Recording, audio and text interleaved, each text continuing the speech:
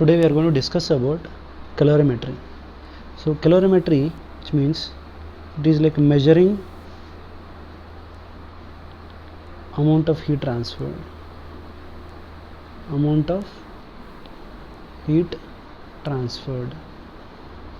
So this measurement is called calorimetry.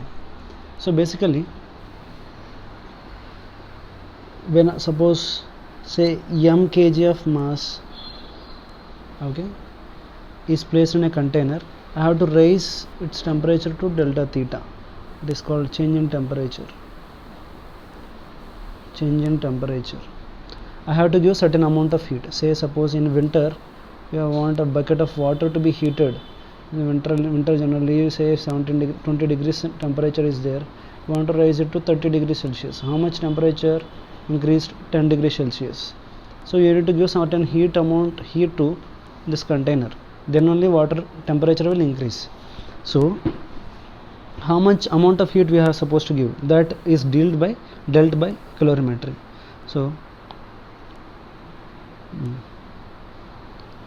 amount of heat transferred, Q is equal to m into, so Q is proportional to amount of heat is proportional to mass.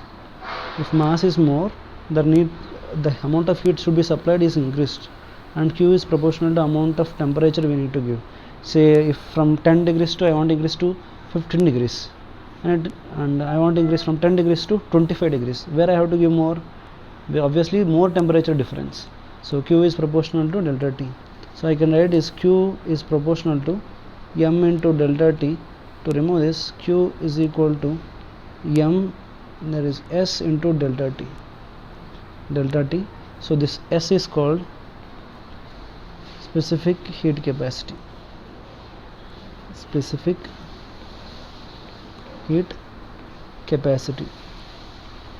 So the unit, it is not depends on Q, it doesn't depend on delta T, it is a property of material.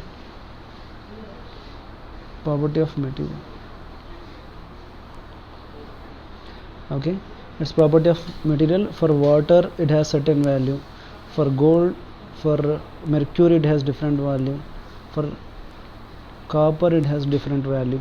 So different materials have different values of S, and it may be constant or may not may or may not be a constant value,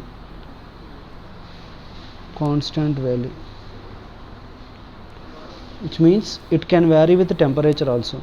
If it is varying with if it is constant, Q we can write ms into delta T as it is. If it is varying, Q is equal to integral ms into dt. So if you remember, we discussed in the previous cases only, but in gases Cv and Cp will come, but when it comes to liquids or solids, there will be specific heat capacity, and the units of it, S units are joules per kg, Kelvin or so delta T in equal both in kelvins and Celsius. And if you go further, if you want to write dimensional formula, so joules is, how can I write joules is equal to, we can write as a work unit also, force into displacement m L T power minus 2 into L by m into ambient temperature K. So m it gets cancelled, L square T power minus 2 K power minus 1. So the K is temperature units. This is the dimensional form of specific heat.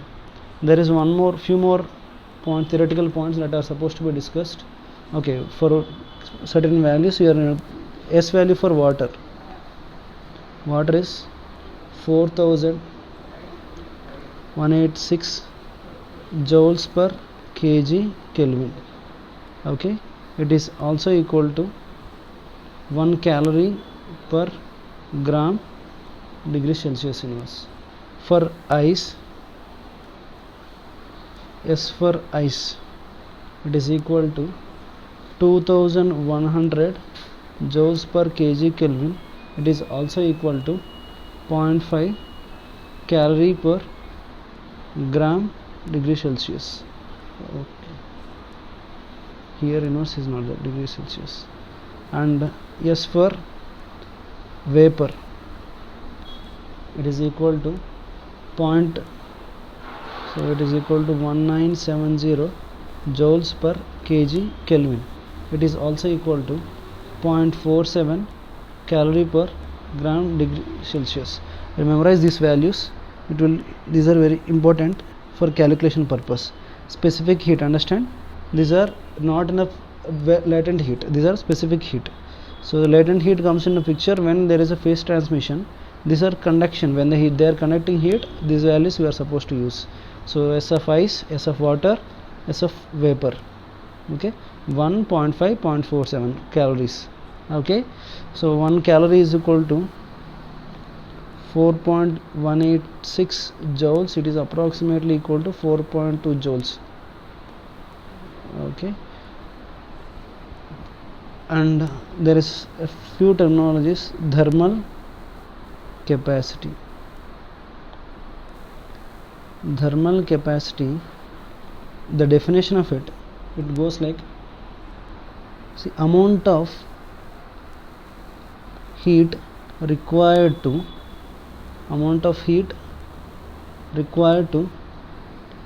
raise 1 degree Celsius temperature of a body. Okay, Q is equal to ms into delta T. So delta T is equal to how much? 1. Say Q, amount of heat required. Q is also called thermal capacity. Thermal capacity, it can also be called as heat capacity. Okay, thermal capacity or heat capacity. In questions you may find this kind of terminologies. Q is equal to ms. Whenever you see thermal capacity, that is nothing but ms. Delta T is equal to 1, already given. Okay,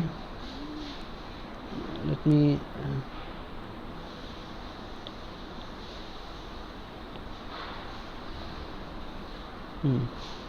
so thermal capacity is done. There is one thing called water equivalent.